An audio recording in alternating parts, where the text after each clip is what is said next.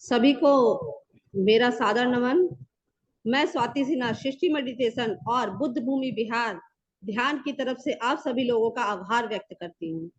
जैसा कि आप सभी लोग जानते हैं कि आज का दिन बहुत ही महत्वपूर्ण है। आज है बुद्ध पूर्णिमा। आज का ध्यान बहुत ही महत्वपूर्ण है। आज का ध्यान सभी लोगों को करना चाहिए और थोड़ा अवधि बढ़ा के करना चाहिए। जैसा कि भैया ने ये कहा कि अपने ध्यान का अनुभव आप बताएं, तो वैसा मैं बताती हूँ कि मैं काफी दिनों से ध्यान में जुड़ी हूँ और ध्यान में जुड़ने के बाद मुझे बहुत लाभ हुआ। सबसे पहले तो मेरी एक प्रॉब्लम थी दांत की, जैसा कि मैंने पहले बताया था कि वो 2 सालों से चल रही थी। जैसे ही मैंने ध्यान किया तब से 2-4 दिनों के अंदर वो प्रॉब्लम धीरे धीरे हील हो गई और वो पूरी तरह से जा चुकी है। और बहुत सारी बातें ऐसी हैं, जैसे लाइफ में आगे कोई भी प्रॉब्लम आती है तो प्रॉब्लम बहुत जल्दी सॉल्व हो जाती है, रास्ता तुरंत दिखाई देने लगता है। कोई भी प्रॉब्लम नहीं होती, हमेशा रास्ते खुले नजर आते हैं। तो इसीलिए मेरे हिसाब से सबको ध्यान करना चाहिए, हर व्यक्ति को, चाहे वो छोटा बच्चा हो, चाहे वो यंग हो, चाहे वो बूढ़े लोग हो, सबको ध्यान करना चाहिए। इसीलिए आज मैं आपको आज के शुभ अवसर पर कुछ बुद्ध पूर्णिमा, जो कि गौतम बुद्ध के से रिलेटेड है और ध्यान इन्हीं का दिया हुआ है, तो ये तो हमारे लिए बहुत खास है क्योंकि हम सब ध्यानी हैं। तो फिर आज मैं बुद्ध पूर्णिमा के अवसर पर आपको कुछ बुद्ध जी के बारे में, बुद्ध पूर्णिमा के बारे में कुछ बताना चाहती हूँ। चलिए, वैशाख मास की पूर्णिमा को बुद्ध पूर्णिमा के नाम से जाना जाता है। पूर्व एशिया और दक्षिण एशिया में प्रमुख रूप से मनाया जाने वाला बुद्ध पूर्णिमा का महत्वपूर्ण और शुभ त्योहार राजकुमार सिद्धार्थ यानी कि गौतम बुद्ध के बौद्ध धर्म के संस्थापक के जयंती का प्रतीक है। गौतम बुद्ध, अब मैं आपको गौतम बुद्ध की लाइफ जर्नी के बारे में कुछ बताना चाहती हूँ। गौतम बुद्ध बौद्ध धर्म के संस्थापक थे। उनका जन्म लुम्बिनी में 563 ईसा पूर्व शाक्त कुल के राजा सुधोधन के घर हुआ था। उनकी माता का नाम महामाया था। बुद्ध के बचपन का नाम सिद्धार्थ था।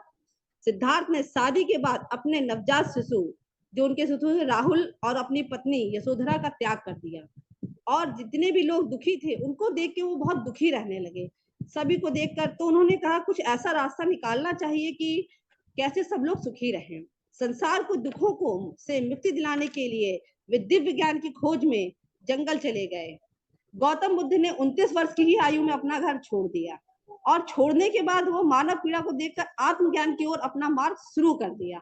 उन्होंने बोधि वृक्ष के नीचे 49 दिन तक तपस्या की। 49 दिन में एक दिन ऐसा आया कि वह तब में एक दिन में गहरे ध्यान में चले गए और उसी दिन उन्हें सभी उत्तरों का जवाब मिला जिनकी उन्हें तलाश थी। जिस तरह से वो ढूंढ रहे थे कि क्या होता है, कैसे क्या होता है, तो वह उस दिन उनको वो सब उत्तर मिल गए। इस तरह 35 वर्ष की आयु में सिद्धार्थ गौतम बुद्ध कहलाए और जागृत व्यक्ति बन गए।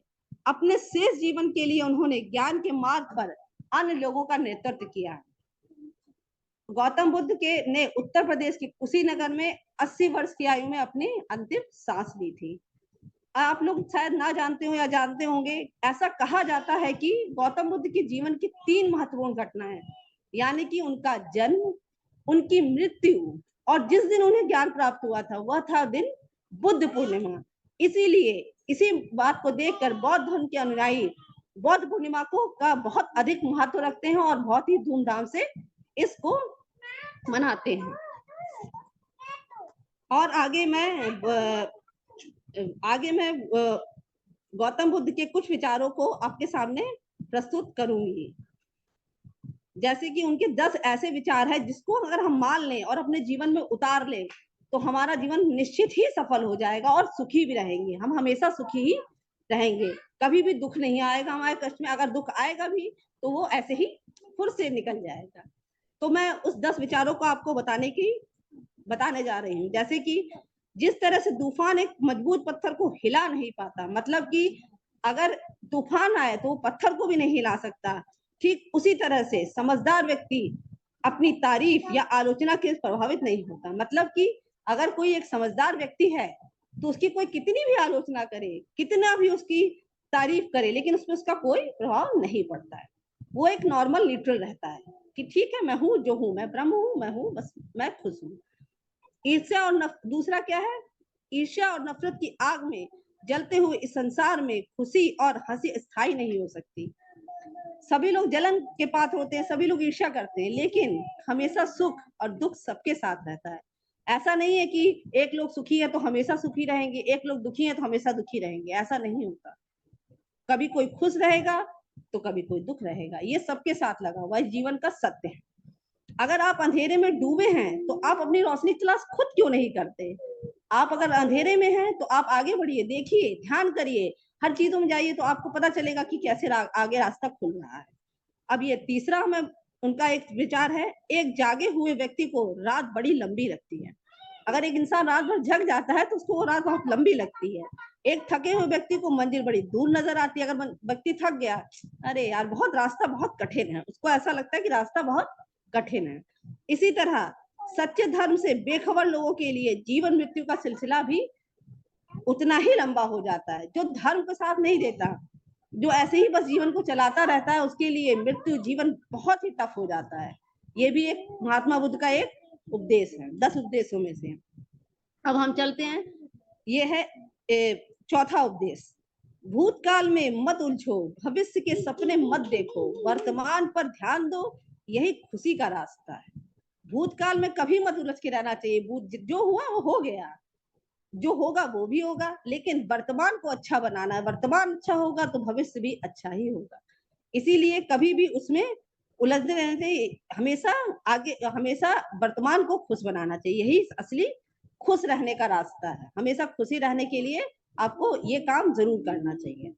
बुराई अवश्य, अब पांचवा विचार क्या है, बुराई अवश्य रहना चाहिए, तभी तो अच्छाई इसके ऊपर अपनी पवित्रता साबित कर सकती है। अगर बुराई होगी तभी तो अच्छाई का कुछ महत्व किसी को पता चलेगा, इसीलिए बुराई भी हमेशा होनी चाहिए। एक मूर्ख किसी समझदार व्यक्ति के साथ रहकर भी अपने पूरे जीवन में सच को उसी तरह से नहीं देख पाता जिस तरह से एक चम्मच सूप के स्वाद का आनंद नहीं ले पाता है।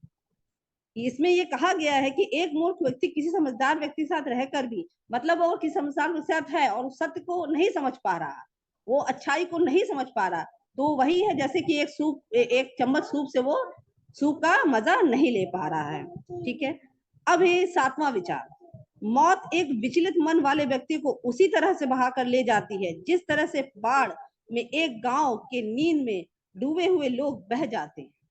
यानी कि मौत, अगर कोई बहुत विचलित है, बहुत परेशान है, तो मौत भी उसको ऐसे ही लेके चली जाती है। जैसे कि अगर किसी गांव में बाढ़ आई तो क्या होगा, बाढ़ आई, लोग सो रहे हैं और लोग बह जाएंगे। ठीक उसी तरह एक विचलित इंसान के साथ भी यही होता है। आप अपने गुस्से के लिए दंडित नहीं होते, अगर आपको गुस्सा आता उससे आप दंडित नहीं होते हैं, आप अपने गुस्से के द्वारा दंडित होते हैं। हमारा मन ही सब कुछ है, नौवां विचार है उनका, हमारा मन ही सब कुछ है, तुम जैसा सोचते हो वैसा ही होता है। इसलिए हमेशा अच्छा सोचना चाहिए, अच्छा ही बोलना चाहिए, तो हमेशा आपके साथ अच्छा ही होगा। यही बोला है महात्मा बुद्ध ने कि हमेशा अच्छा सोचो, हमारा मन हमेशा खुश रहेगा। अगर हम जितना अच्छा सोचेंगे उतना ही खुश रहेगा। अब हम आते हैं 10वें विचार पे, संदेह और शक की आदत से बड़ा दुश्मन और कोई नहीं है। कभी भी किसी पे संदेह नहीं करना चाहिए और शक नहीं करना चाहिए, ये एक बहुत ही, ये हमारा बहुत बड़ा दुश्मन होता है। तो ये थे हमारे गौतम बुद्ध के 10 विचार। अब हम ये बताते हैं कि गौतम बुद्ध के ये बुद्ध पूर्णिमा बनाई कैसे जाती है। वही कई हिंदू मानते हैं कि बुद्ध भगवान विष्णु के 9वें अवतार हैं। कई लोग ये मानते हैं कि भगवान विष्णु गौतम बुद्ध के 9वें अवतार हैं, इसलिए भी ये हमारे देश में माना जाता है कि बुद्ध पूर्णिमा के दिन विष्णु भगवान का 9वें अवतार ने जन्म लिया था। इस दिन कभी भी मांस मदिरा का सेवन तो करना ही नहीं चाहिए, और इस धर्म के जो अनुयायी होते हैं वो सफेद रंग के कपड़े पहनते हैं। इस दिन लोग व्रत उपवास करते हैं। बौद्ध धर्म के लोग इस दिन को उत्सव के रूप में मनाते हैं। उनके धार्मिक स्थानों पर सभी लोग एकत्र होकर सामूहिक उपासना करते हैं। सभी लोग पूजा करते हैं, पाठ करते हैं, एक इकट्ठा होते हैं और दान देते हैं, और ध्यान भी करते हैं। बौद्ध धर्म का ये बहुत ही है, सभी लोग जब इकट्ठे होते हैं तो ध्यान जरूर करते हैं। बौद्ध और हिंदू धर्म के लोग बुद्ध पूर्णिमा को बहुत श्रद्धा के साथ मनाते हैं। बुद्ध पूर्णिमा का पर्व बुद्ध के आदर्शों और धर्म के मार्ग पर चलने की प्रेरणा देता है। यह पर्व सभी को शांति का संदेश देता है। यह पर्व ऐसा त्योहार है जो कि सबको शांति के लिए कहता है, शांत रहो, खुश रहो, शांति रखो हमेशा। बौद्ध धर्म के अनुयायी इस दिन जो बौद्ध धर्म के अनुयायी होते हैं वो लोग क्या करते हैं, बौद्ध गया जाते हैं, वहां जाकर पूजा पाठ करते हैं। लोग बौद्ध वृक्ष की पूजा करते हैं और ध्यान करते हैं। बौद्ध वृक्ष के नीचे बैठकर भी ध्यान करते हैं। बौद्ध वृक्ष पीपल का पेड़ होता है और इस दिन इसकी पूजा करने का विशेष ही और धार्मिक महत्व है। वृक्ष पर, जो बौद्ध वृक्ष पर पेड़ होता है उस पर लोग क्या करते हैं, दूध चढ़ाते हैं, इत्र मिला हुआ जल चढ़ाते हैं और सरसों के तेल का दीपक जलाते हैं। इसी के साथ मैंने जितना भी बताया, अब मैं इसी के साथ अपनी वाणी को विराम देती हूँ। धन्यवाद।